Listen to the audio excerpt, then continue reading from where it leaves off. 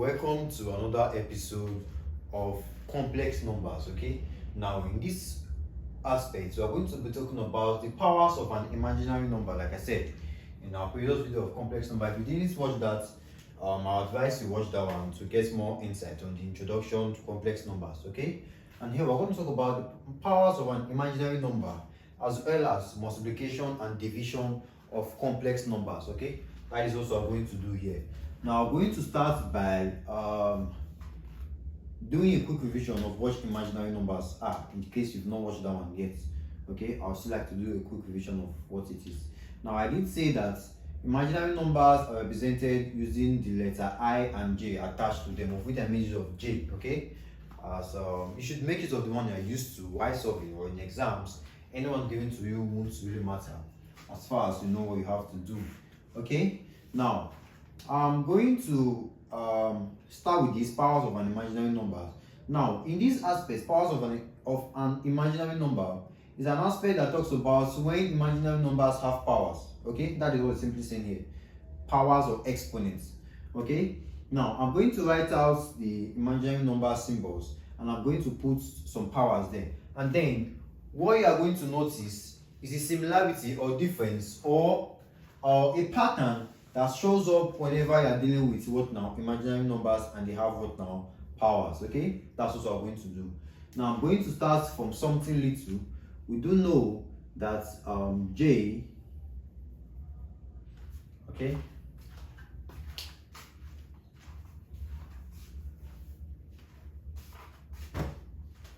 we do know first things first that J is the square root of -1, right? J is the square root of -1. Okay. Now, what if we're asked to find the value of J squared or J to the power of 2? To do that, what we are going to do is expand this guy to become J times J, which gives us the square root of -1 times the square root of -1. Now we know in solve that we'll multiply the square root of a number, that is the square root of a times the square root of a. We'll simply pick one of them inside of the square root, which gives us a. Okay, of which we'll multiply the square root of -1 times square root of -1. You get what now? -1. Now what does that tell us? J squared is equal to what? -1. Okay, that's what it's saying. Now, what if we try to find the value of J to the power of 3? When we do that, so we're going to have J squared times J. Okay, you might want to start expanding and write it as J times J times J into 3 places. You get the same thing when you do that. But as a student, you should improve on what you are solving. Okay, so I don't advise you to write J into 3 places, because imagine we're having J to the power of 54. You're not going to start multiplying J 54 times. No, okay, it won't work that way. Okay, you get it, but it's like you're stressing yourself. Okay, so I don't advise any of you do that. So what you might want to do is break it down into smaller numbers that make it easier for you. So J to the power of 3 is J squared times J. Now we already know that J squared, which you solved just now, is -1. So you are going to write -1 times J, which gives us -J as our answer. Okay, this one might not be included, as we already know that J is always square root of -1. Okay, so just leave that one aside and let's work with the other numbers. So let's say we have J to the power of 4.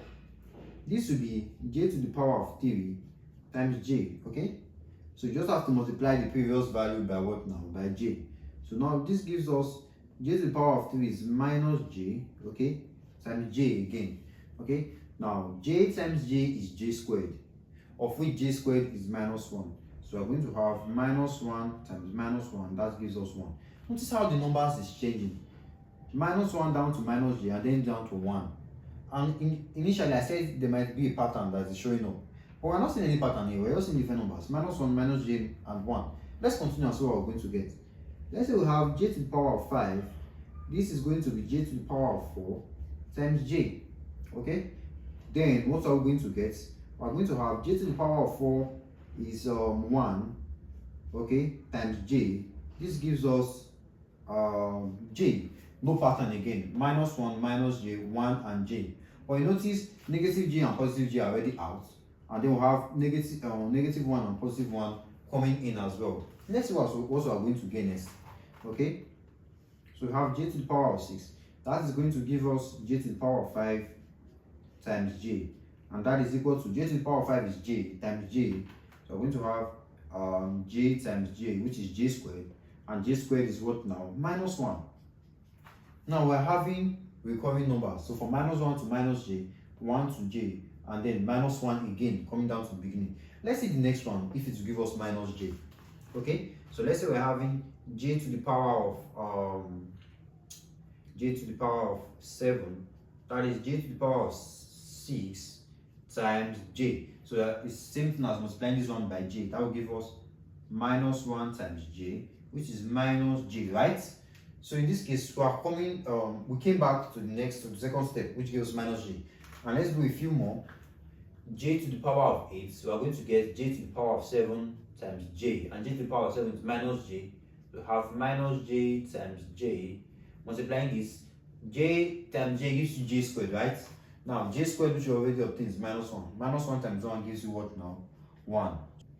Okay, so what you notice is that there is a pattern that shows up, okay, in this series of powers of j that we just did. J squared gave us minus 1, j cubed gave us minus j, j to the power of 4 gave us 1, j to the power of 5 gave us j, j to the power of 6 minus 1, j to the power of 7 minus j, j to the power of 8 then gives us what now? 1. Okay? What did you observe? Now, what you observe is that when we had positive powers, okay, I'm going to mark it as, or not positive powers, rather, but rather when we had even powers, okay, when we had even powers, our answer ended up in a real number. That is what you should have noticed. So I'm going to write here as a conclusion, okay, conclusion is that whenever, okay, when we have an even power of j, okay, is that when we have an even power of j, it leads us to what now? A real number, okay? It reduces to a real number, okay? And then when we have an odd power, okay, this is an odd, okay? Notice I get minus j, and then what now? Minus j again, okay? So it simply means that when we have an odd power of j, it reduces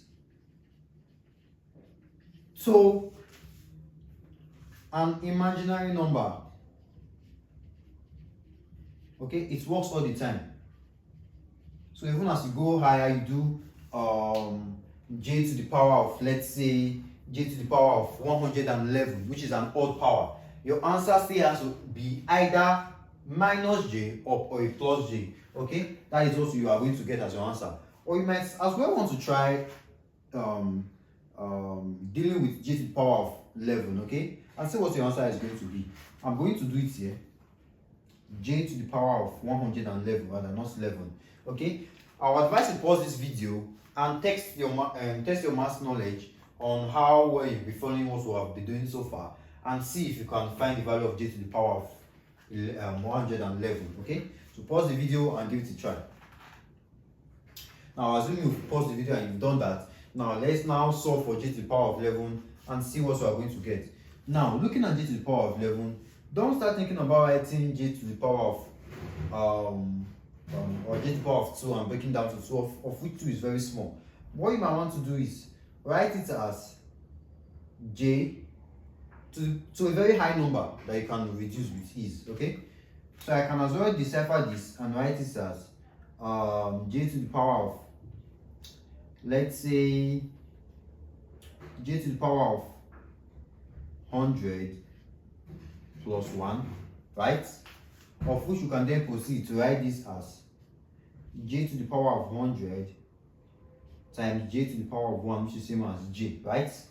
And then again, j to the power of 100 can be written as j to the power of 2, or raised to the power of 5, 50 rather, okay, times j to the power of 1, isn't it?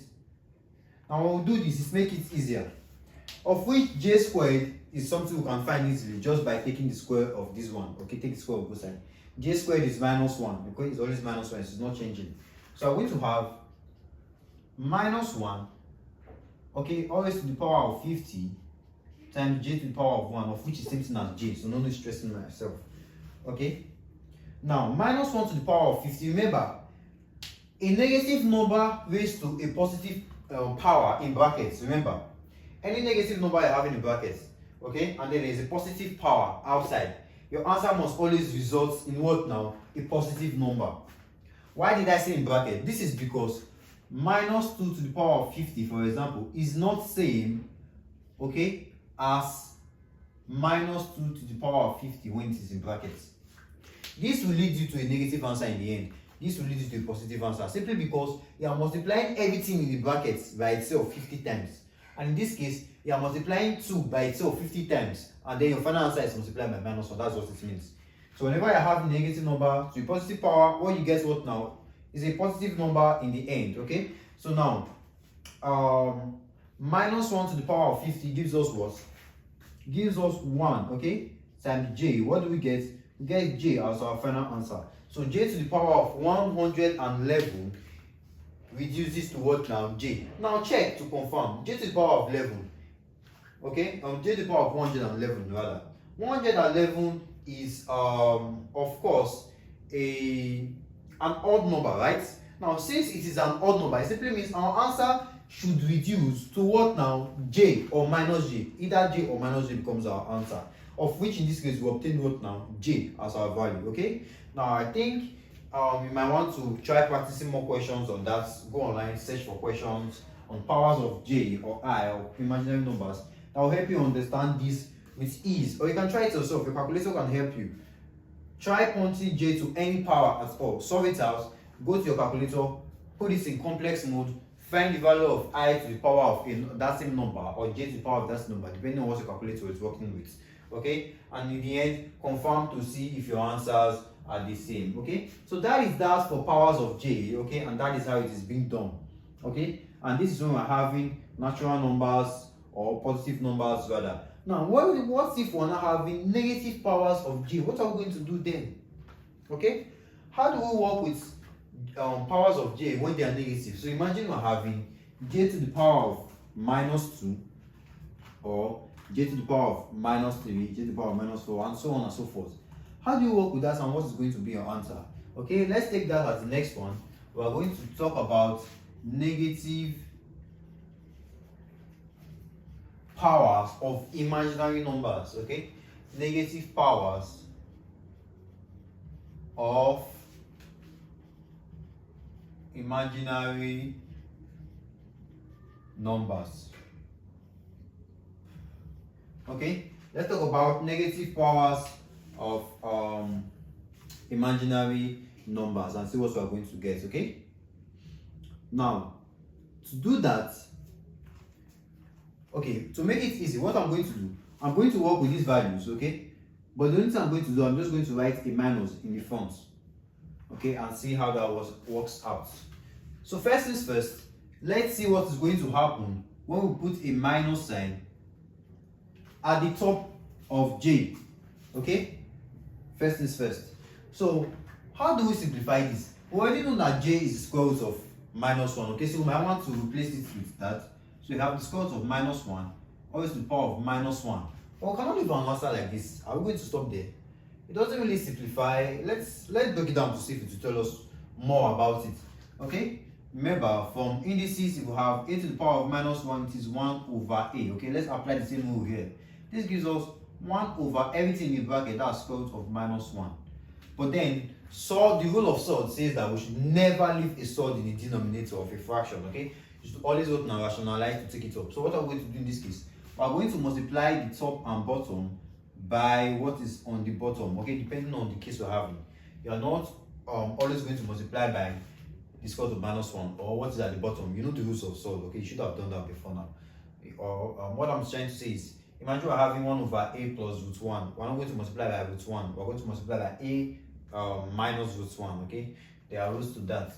So in this case, we're going to multiply to give us at the top we get square root of minus 1 over square root of minus 1 times square root of minus 1. That gives us what now? Minus 1. And minus goes up to give you minus root minus 1, right? Minus root minus 1, of which minus root minus 1 is j, right? So we can write this as what now? Minus j. So we can now see that j to the power of minus 1 is what now? Minus j. This is the basis. Okay? So just like j to the power of 1 here is what now? Square root of minus 1. Okay? J to the power of minus 1, we're going to take it as what now? Minus j. Okay? And this will help us to complete the following questions. So let's say we're having j to the power of minus 2. Okay? J to the power of minus 2. Okay? What will be the value of j to the power of minus 2? What is it going to be equal to? Now, there are different series of ways we can actually do this. Okay? We can just write this as, this is same thing as j to the power of minus 1 all squared, right? Because 2 can open the bracket to give you j to the power of minus 2, isn't it? I already know that j to the power of minus 1 is minus j. So we can write it as minus j all squared. And then minus j all squared is what? It's simply minus j times minus j. That will give you what now? J squared. Remember, if you have an even power for a negative number in bracket, it results in what now? An even number. So this simplifies to j squared. And j squared is something we've done before, right?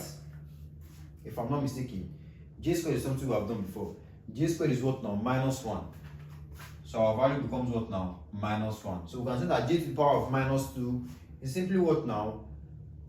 Minus 1. Okay? Or you can do it in a different way. We can as well do it as this is 1 over j squared, of which is equal to 1 over j squared is what now? Minus 1. 1 over minus 1 is what now? Minus 1. So whichever way you want to do it, I think you get the same thing. Okay? Now, how about j to the power of 3? Or minus 3 rather. J to the power of minus 3. This can be written as j to the power of minus 1 times 3. Right? In brackets. The 3 should be in the power. Okay? Now, j to the power of minus 1, which will solve to be minus j, it is now minus j, okay, all cubed, right? Now, minus j all cubed, the same thing as minus j cubed. This is because we are having an odd power in this case, okay? So it means there's going to be minus in our final answer. So minus j cubed is what now? Minus j what now? Cube, without a bracket in this case. The power in this case. It's not affecting the minus sign, just the j there. I already proved or solved to see that j cube is what now? Minus j, right? So minus j times the minus j, what do you get? You get just a j. So you notice something. When we had j squared, we had minus 1. When we have j to the power of minus 1, minus 2, we had minus 1, the same thing. But for j cube, we're having minus j and we're having plus j. What does that tell you? There is a pattern that is coming in. What is that pattern that is coming in again? Remember I said patterns are created as we begin to solve these things. What is the pattern that came in? For an even number, okay, we're having minus 1, okay? For an even number, we're also having what now? Minus 1. What you notice by solving more of these is that for the even powers, whether negative or positive, they will always have the same value. Okay? They will always have the same value. In the sense that if I come here to solve for j to the power of minus 4, which I'm going to try now, j to the power of minus 4, okay, can be simplified to j to the power of minus 1 always to the power 4, okay, which is equal to j to the power of minus 1 is minus 1 always to the power 4, right? And minus 1 to the power 4 is what now? 1. Same answer as j to the power 4. Same answer. Okay? So the pattern that is developed here is that for an even power, okay, for an even power, the answer remains the same whether it is negative or positive. For an even power, the answer remains the same whether it is what now? Negative or positive. Okay, now let's talk about the odd, okay, and see what we're going to get for an odd. So in this case, we're going to have minus, or rather, j to the power of minus 1 raised to the power of 5, which is equal to minus j to the power of 5, which reduces to minus j is j to the power of 5. This is minus j to the power of 5, and j to the power of 5 is j, so times minus you get minus j. Okay, so for the odd aspect, the pattern that we notice is that for the powers of j, when it is odd, okay, what changes when the power becomes negative? Okay, in terms of odd, though, it must be an odd. If the power is positive, we get an answer. But when the power becomes negative for that same number, all you have to do is put a minus in front. Ladies and gentlemen, please confirm that j to the power of minus 5 is minus j, and j to the power of 5 is just what now? J, which is plus j, or a positive j. So what you notice in the pattern is that when we're having even numbers, whether negative or positive powers, the value remains the same. Okay, I'm going to write it here so you can note. Okay, so I'm going to note again that when we have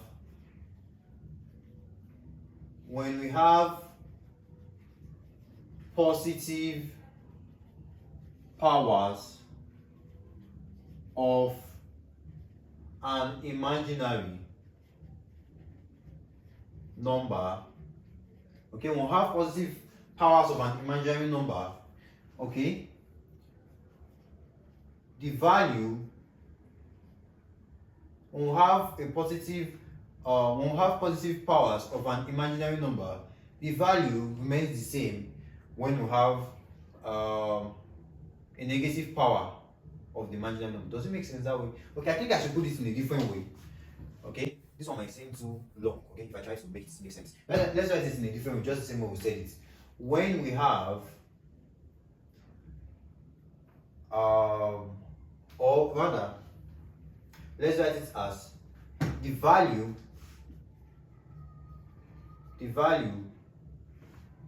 of a positive or negative power of j, okay, the value of a positive or a negative power of j remains the same. Okay, it is always the same. And if you don't get a statement, all you have to do is analyze what I just did here. Okay, why for the all aspects the value of a positive or negative power of j remains the same. Not so correct because we've not included the even aspect. So how are we going to write this? The value of a positive or negative power of j remains the same when it is even. When the power is even. Okay? And then we are going to say again that when the power is odd, okay, the value becomes minus 1 multiplied by when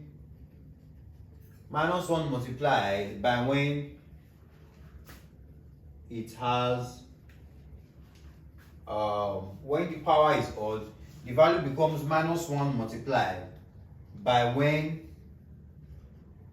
or minus 1 multiplied by its value when, okay, let's put it that way, by its value, okay, when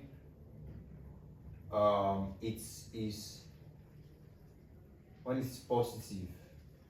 Ooh, that took a lot of time.